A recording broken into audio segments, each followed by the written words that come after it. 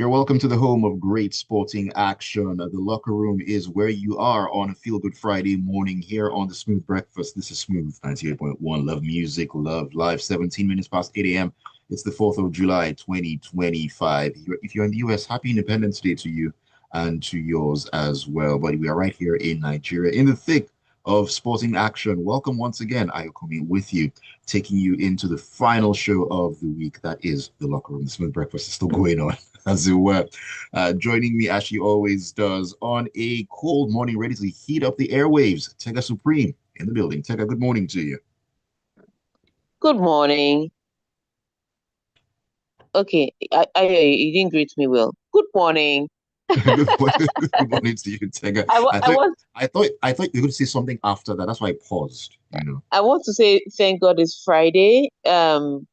But it's been a Black Thursday, very, Mm, very dark Thursday. All right. yes, indeed. So the first news I will start with is from home, and that is that Peter Rufai passed on last night. Sorry, he passed on Thursday morning. Yeah. But the family didn't release the news till later in the evening. So in the morning, everybody was talking about um Diogo Jota and his brother And who his brother, passed yeah. on at 12 a.m. that day. And nobody even knew that Peter Rufai had been ill and then he passed on early morning Thursday. But by Thursday evening, we saw the breaking news that Peter had passed on earlier in the morning, and then the NFF communication came out. So it's been really a Black Thursday for us because um, Peter Rufai, I don't know where to start from, popularly called Dodo Yana. Mayana, sorry. Yeah. Mayana. He played for Nigerian senior team for about 17 years. They said he was ill and then he passed on by 6 a.m. on Thursday morning. Um, so if you know anything about Peter and the Super Eagles of his time, they tend to hang out together. So it was Waidi Akoni, former Nigerian international midfielder, who confirmed this news, and he had been to see, Peter's family. That's when he confirmed the news later yesterday evening. So he was in goal for Nigeria at the USA 1994 World Cups, at the 1998 World Cup for the Super Eagles. Um, Mm. in fact, he was a fantastic goalkeeper. I don't know if I need to tell you anything about Peter Rufai, because remember when, if you grew up around my time, you were, if you were doing all those 5-5 penalty, those ones that we used to do, Yeah. five Yeah. Yeah. five Yeah. five penalty. You were Diego Maradona and you were Peter Rufai, depending on on on where the coin flip for you. If the coin flip for you in goal, you were Peter Rufai. If it flip for you in the pitch, you were Diego Maradona. But such an amazing man, and so he was always so conscious of health. Because I met him several times in the course of my career. He'd become a commentator over time. He was also a football administrator, was helping with football management. So I'd met him over time, and he was always so, healthy, health conscious, fit, very, always ready with a smile, always eager to develop the country. So even when I heard that he'd been ill for, I mean, he was ill for a while, but a while doesn't mean like 10 years, but maybe a few weeks. I'm sure it's something he also thought would just easily blow over. That was why it wasn't big news. But unfortunately, Thursday morning at 6 a.m., he gave up the ghost. So we've lost another great one. Yesterday was indeed Black Thursday. So we are mourning the loss of our own dear goalkeeper, Peter Rufai. And that's how we start the show today. So Ayokomi, um, we can share the numbers so that people can share their thoughts on Peter Rufai and celebrate the life and the player and the man that was Peter Rufai, and then all other news arising on the locker room this morning. Yes, indeed. Peter Rufai, a great goalkeeper. May he rest peacefully. I mean, 65 caps for Nigeria, amongst other great things he did. in his career. He definitely is one of the all-time greats. And if you want to join us this morning to share your thoughts, messages, and maybe even memories of the great goalkeeper, you can do that on WhatsApp 0809 444 0981. That is the WhatsApp number. You can also join us on YouTube and get your front row seat at Smooth 981 FM Lagos. Smooth 981 FM Lagos. Those are the ways you can be part of the locker room this Friday morning. All right, Tega, let us begin our journey into the sporting information and everything in between. We're talking about WAFCON, specifically now CAF. That's the Confederation of African Football has unveiled a new trophy for the Total Energies CAF Women's Africa Cup of Nations Morocco 2024. It was unveiled on Wednesday night at an event hosted by CAF and long-term partner Total Energies in Casablanca out there in Morocco. Yes, fantastic development for the women's trophy. I remember I was watching one of Dizakwarano's videos and she was talking about the last one. When you won the trophy, you had to be very careful so that the lid doesn't fall off. The cover of the you don't misplace the cover of the trophy. But they made it wholesome this time, more well-rounded. You know how the FIFA World Cup is just one beautiful ball Yes. of glory. So that's how they made the WAFCON trophy. It's beautiful, and now countries are not just hustling to win. Nigeria is not doing Mission X alone. We are doing Mission X and first to win this new trophy. But CAF has been doing it.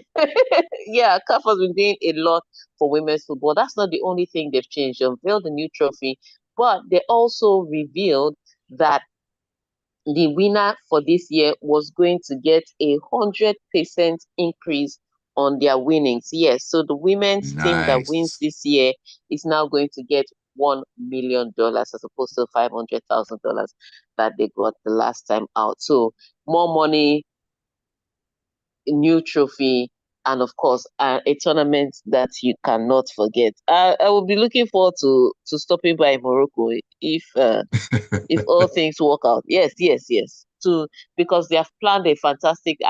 You know how it is when you get releases of events that are going to happen. I think I've already missed some events. There was a trophy unveiling. There was a media party yesterday. Yes, and because the tournament starts tomorrow, it's going to be a fantastic one. Starting with Morocco, who are the hosts of the team of the For the event tournament. of the tournament playing first, but it's going to be a fantastic one. The Super Falcons are really taking this Mission X seriously. The way they've been training, the way they've been focused, the spirit in camp. When you speak to the girls, it's like they understand the momentous moment, if I can use that phrase, that is before them, because they recognize that yes, there are countries that are leveling up, especially when it comes to women's football. But Mm. yes, they are still the country of the 9-time champions, and they have a responsibility to fly the flag well. So it's going to be a fantastic tournament, and I think you better watch out. If you have not been following women's football, go to the mall in Ikeja and buy your Nigerian Super Falcons jersey and get ready to support the girls all the way. Oh, yes, indeed. We definitely already support the girls all the way. Mission X and Mission First to win the new trophy. Has to go hand in Yes, hand. that's how we are Has the to go, Tier has Rubber to go hand in Trophy. hand. I'm telling you. All right, let's switch gears briefly and talk about what's going on in tennis. It's all about Wimbledon at the All England Club, where British number one Jack Draper's wait for a breakout Wimbledon run continues after a shock second round defeat by 36-year-old Marin Cilic. I Tega, what's don't think going it. on? I don't think anything should be shocked again at this Wimbledon. Wimbledon, if you yes, if you are seeded, you collect. It's that simple. Um, no, think about it. In the women's top five, only Arena Sabalenka is left. How? How? Everybody's gone. And Man. yes, yesterday, while we're recovering from all the incidents that happened, Yasmin Paolini was knocked out. Yasmin Paolini was the finalist last year at Wimbledon. She was knocked out yesterday in the second round, unceremoniously too. Baba Krejcikova, who was the champion, barely survived. In fact, Baba Krejcikova has played 3 sets consecutively at this tournament. I don't know if she'll have any gas left in her tank by the time she gets to if she can make it to the final, because that's how tough this Wimbledon has been. So on the women's side, the biggest name to fall yesterday was Yasmin Paolini. In fact, Iga Swiatek also had her moment, because she played she played yesterday. She won she was leading in the first set by 4 games to 1. She somehow managed to lose that set by 7-5. But she fought the rest of the 2 sets and she was able to win and get through McNally. McNally, if you remember McNally, she used to be Coco Gauff's former doubles partner before she picked up that elbow injury that took her for 8 months. Yeah. So she was able to win that, but it's been tough there. On the men's side, people have been talking about Jack Draper. I remember when he took out Carlos Alcaraz, that's when I started to fall on him. And then he rose up in the ranks into top 10. And the people were like, yes, this is the replacement for Andy Murray, especially the British. That's how yesterday, day before yesterday when he played, they were not asking him about the quarterfinals, that how does he think he's going to be able to fare? And he told them categorically, he said, it will be disrespectful for me to look that far ahead with all that has been happening in Wimbledon. It turns out he was right, because his very next match, 36-year-old Marin Cilic, who people have even forgotten was a Grand Slam winner. That's how long ago he won his Grand Slam. Came yesterday and beat him in front of the crowd. The crowd was stunned. You know, they were clapping at first because they wanted the competition. Then the claps started to become sputtering claps. Then the claps started to disappear. It only came back at the end of the match because they have some spirit of sportsmanship. But everybody was shocked when Jack Draper lost to Marin Cilic in 4 sets yesterday. So yeah, today's Wimbledon, it continues. Let's see. Now, what we're looking out for is not who will win Wimbledon, it's who will survive till the final. Because seeded players are dropping out very early on. At this point in time, could we have a surprise winner? I don't know. Is it too early to tell? I still don't know as Shocking, stunning. Things are happening. Anyways, let's quickly take our first break of the morning. When we come back in, we shall continue with the conversation. We're talking about Formula One and a whole lot more. Keep it tuned. This is the Locker Room on the Smooth Breakfast on Smooth 98.1. Ayokunmi, I think we'll just breeze past that for Formula One. I know it's Silverstone this weekend, but we may breeze past that Formula One. Okay. You just mentioned that. It's Silverstone this weekend, and the guys are in the UK. Just breeze past and then go to the football stories. There's so much happening. Okay. No wahala. Let's not waste our time. If anything dramatic happens on Sunday, we talk about it. Because we know, yes, now the women's Euros has already started. So we're talking about that. Then we're still going to talk about Diogo Jota. Then we're still going to talk about FIFA Club World Cup. I didn't know I would take so long on Dodo Mayana, but I myself a shocked last night when I hear her. A shock. And I think it was more shocking because it was like, oh, people didn't actually know that he was ill and so on and so forth, like that. Yes, just came out of nowhere. Because I thought I saw him just a few weeks ago, but then again, maybe I was wrong. But it wasn't an illness. You know, there are some people that will have like a serious illness and the news will come out. It wasn't that serious to the extent that the news will come out. I'm sure even he too thought he will recover. Just sad. But to keep it from 6 a.m. to that evening that they did, that one was also shocking. They must have had their reasons for doing that, Sha. They must have, but I was stunned. It was one radio online that now broke the news. I was like, I'm not believing this news till I see it. And that was already last night. Then people now started making phone calls before YD now confirmed that he went there. You know, they're all close. They kind of talk to each other. It shall be well. It is well. Yesterday just took lives, Sha. Yesterday came for football.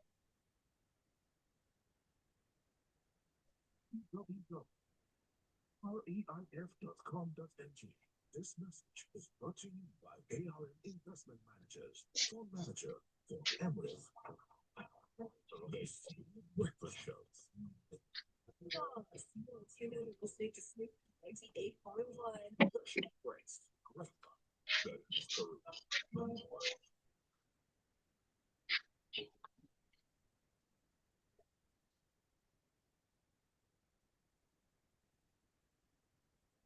We're back in the locker room on a Feel Good Friday morning, rainy Feel Good Friday morning on Smooth 98.1. Love music, love life. It's 32 minutes, now it's 33 minutes past 8 a.m. Ayokunmi here. Tega also in this morning as we're taking a look at the major sporting stories, bringing you up to speed and getting your thoughts and opinions and perspectives as well. So please share your messages with us on WhatsApp on 0809 444 0981. 0809 444 0981. Leave your WhatsApp messages for us. You can also join the YouTube live stream, Smooth 981 FM Lagos. Smooth 981 FM Lagos. Those are the ways you're going part of the locker room this morning. So, Tega, let's get back into the sporting news. Just a quick mention, if I can put it that way. It's going to be all about the British Grand Prix this weekend. The main race comes up on Sunday, and looking forward to all the fireworks there. Tega, At Silverstone, yes. Silverstone. To see especially how the British drivers will perform. And I think they were asking at Wimbledon, who do you expect to win yesterday? A lot of people were saying Ferrari, Ferrari. Some people said Leclerc. Some people said Lando Norris. But you could tell, right? Lewis Hamilton has begun to make Ferrari popular. Again, let me just say again. All right. Wow. On that note. On that note, let's talk about footballing action. The women's Euros have kicked off already, and Italy got off to a winning start at the competition with Thursday's 1-0 success over Belgium as world champion Spain get ready to begin their championship bid against a grieving Portugal. In fact, let's just go to the Italy one. Italy Belgium was a really good match. It was both cagey at first. Both teams are developing their women's football league across the country, and it began to show in the first match. You know, both of them going at it, showing that they've opened the opportunity for women to play football, good football in their league, and if they continue at the level they are going, so we'll start hearing about them in the Champions League. You know, for the women's football, you hear about the French, you hear about the Germans, you hear about the Spanish. You'll soon start hearing about the Italians and the Belgians. But it was a beautiful match, and both teams had the opportunity to win. The difference was Italy had more clear-cut chances, and they took their one shot. So it was Caruso who scored in the 44th minute. She had another opportunity early in the second half, but she just couldn't put the ball in the back of the net. She hit it very close to the post.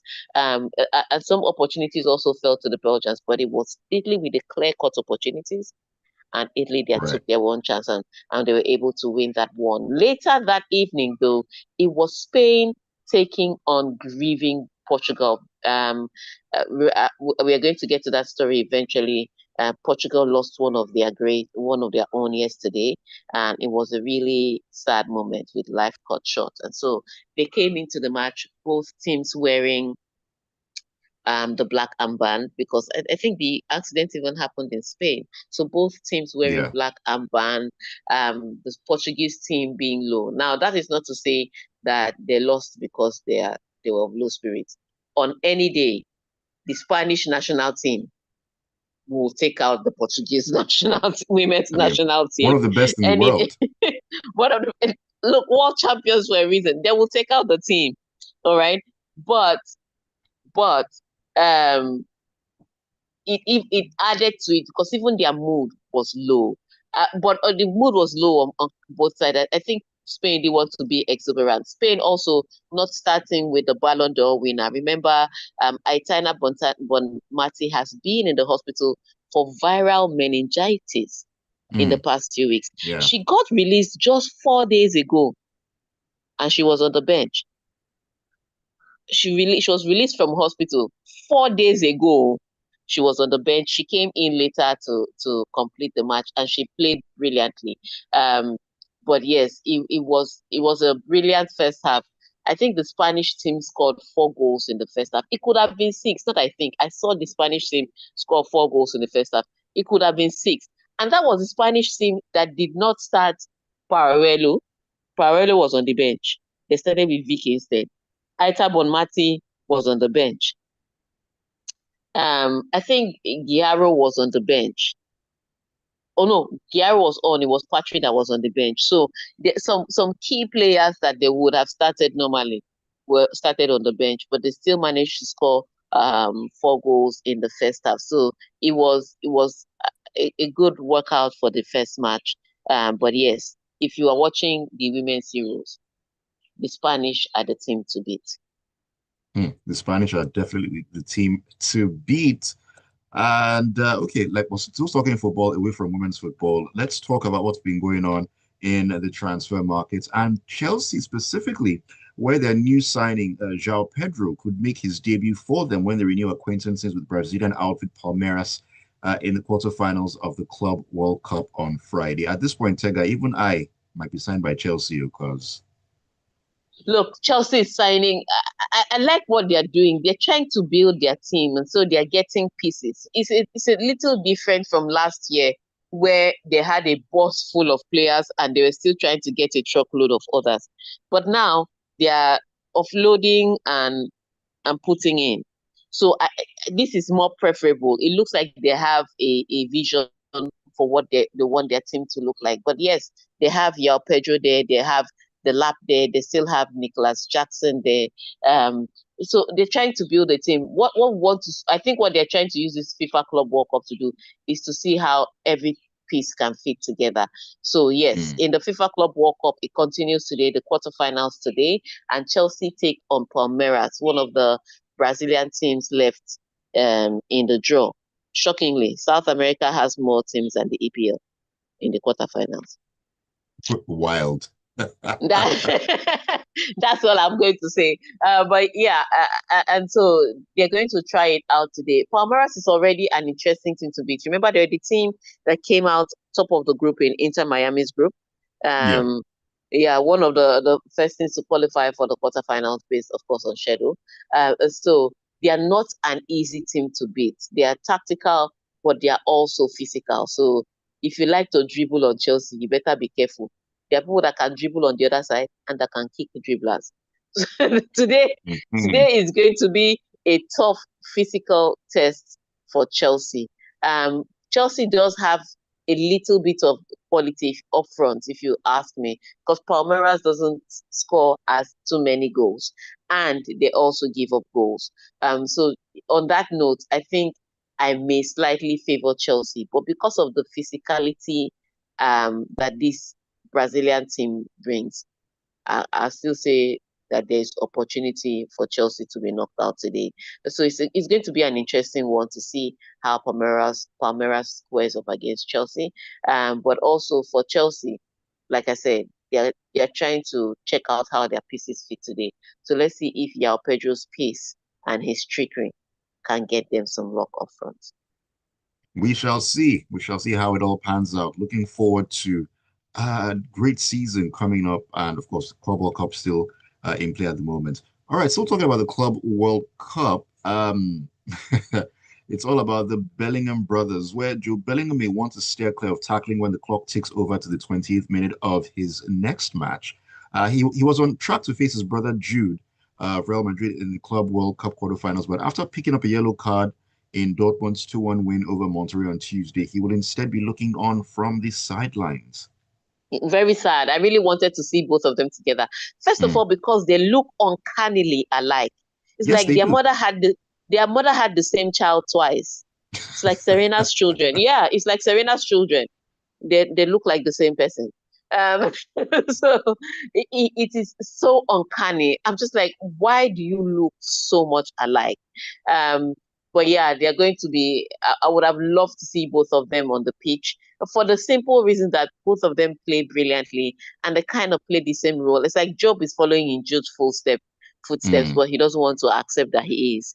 And he scored first at this tournament, so that's one on his side, before Jude Bellingham came to score his own goal. But it would have been brilliant to see both brothers play against each other. However, the important matchup would be that Dortmund is facing Real Madrid. Now, both teams have shown themselves to be expressive, even if Dortmund can do a lot more defensively, which is shocking because I thought with their coach they'd be a little more solid defensively, but they haven't been that, especially at the FIFA Club World Cup. So let's see how they score up against Real Madrid. Remember, Real Madrid, they create chance upon chance. They haven't been able to score as many as they'd like to, but with a defense as vulnerable as the Dortmund defense, it gives an opportunity to see goals. So this is going to be interesting, watching two young teams building up to see how their season is going to go. Of course, I give this one to Real Madrid. I think Real Madrid is going to win this one. The question is by how many goals and how interesting will the watch be. But it would have been nice to see both Bellinghams on the pitch. I wonder if they would have put Bellingham on their back or they would have put their names. It would have been nice to see them. Well, I think Job has Job on his own jersey. I think he's just trying to stay out of his brother's shadow as much as possible. We know he cannot stay out of brother's shadow. It's like looking in the mirror. You look like him. My Cannot goodness. stay out of that kind of shadow. Even if people didn't know your surname, just looking at your face, they'll say, is that Jude Bellingham's brother? You cannot outlive the thing. Just own it. Yes, indeed. Yes, indeed. All right, Tega, let's switch gears very quickly before we wrap up on the show and talk about Diogo Jota. It was a sad one yesterday, as we mentioned earlier on, and his former manager at Liverpool, or his manager at Liverpool, he's still the manager there. Arne Slot said that Jota will be remembered as a friend to everyone after his passing alongside his brother in a car accident yesterday in Spain. Yeah, really, really shocking. And so the story is that Diogo Jota was told by his doctors not to fly. He was going to England, not to fly back to England because he just had a surgery. And so the air pressure won't be good for him. So he wanted to take the ferry back. And uh, they were driving to where the ferry was, and the tire of their Lamborghini burst, and the Lamborghini veered off the road and caught fire immediately. First of all, these luxury cars, let's just face that one now. I don't like the drama with luxury cars. They are beautiful, they are fast, but this was a freak accident. Tire burst, car veers off the road, and it catches fire immediately. What kind of freak accident is that? So we lost him. This happened around maybe midnight. So we lost him and his brother, which is a sad one, yesterday, early hours of the morning. And Liverpool is talking about retiring the number. Here's what was even upsetting me the more. He got married just 2 weeks ago. Yeah. 3 young kids as well. To his wife and the mother of his 3 young kids. That little girl is still a baby. Those 2 children, those 2 boys are really young. I think they are under 6. They can easily be under 6, and then they look very, very young. They look and the little girl is a baby. And so he has left 3 young children behind with that young widow. Now I can tell you for free that she's not going to suffer financially or otherwise. Already players like Cristiano Ronaldo have stepped. The children financially are not going to suffer if the wife is prudent with her finances, because they'll be well taken care of. The emotional part, though, is the one that cannot be replaced. Because imagine just celebrating. She will still be watching her wedding videos, and the husband is gone. Young man of 28, life cut short. And then you have to think of his family. They lost 2 sons in one day. Exactly. So the emotional turmoil is just it's just ridiculous. But if all these luxury cars can do something, because people can't just be having accidents and there are no extra safety protocols. I know their selling point is fast and beautiful, but I think they should now start having safety. Right. I hear you on added that to one, that. Tega. On that note, we have to round up the locker room. We can't take any more minutes. Yes, indeed. Let me see if I can just take a message or two here. Very quickly, very quickly. Adelea says it's a sad loss. Peter Rifai for me remains the best goalkeeper we ever had. Tayo says Diego is a really chill guy, dons the jersey and puts in his all. His passing and that of his brother Andre Silva is devastating and sad. And condolences to Peter Rifai's family as well. If he was suffering, I hope government was there for him and aren't owing him, because Christian Trick is a recent example of how our stars are abandoned. Ewan Nuru says, those kind of accidents, I believe they happen in Formula One too, right? Well, I really can't speak Formula. to that. So let me explain the Formula One accidents. Yes, they are freak accidents that happen, and yes, somebody has died years ago. But over the years, they have brought safety protocols. So, for instance, remember the most recent one was 3 or 4 years ago when Kevin Magnussen's car caught fire after it went through the barriers. Did you see how quickly the safety people were there? Mm, He got burnt a little, but do you understand how quickly? But that is a controlled environment. yeah, So you cannot use the situation of a controlled environment with the situation of real life. Because that right. car veered off the road at midnight. Do you think that fire service was just standing on the road waiting for a car to catch fire at midnight? No, it's not a controlled environment. Formula One is a controlled environment. All right, let me take some here from YouTube. Uchenna Okoye says, sad day for the world of football. Peter Rufai and Diogo Jota. May your gentle souls rest in peace. Padio says, it's sad Nigeria lost a legend. May his soul rest in peace. We also pray for the repose of the soul of Diogo Jota and his brother on what a Black Thursday. And El Kaderoba says, the Jota story is so heart-wrenching. Two siblings gone at once, the only children of their parents. Where will they start from? This is so sad. All right, we need to wrap it up this morning. Tega, thank you so much for an amazing week. It's been a pleasure having you in the locker room. Yes, I would have talked about banter, but since we are all in morning, we'll leave that on till Monday. So as you go out this weekend, take care of yourselves.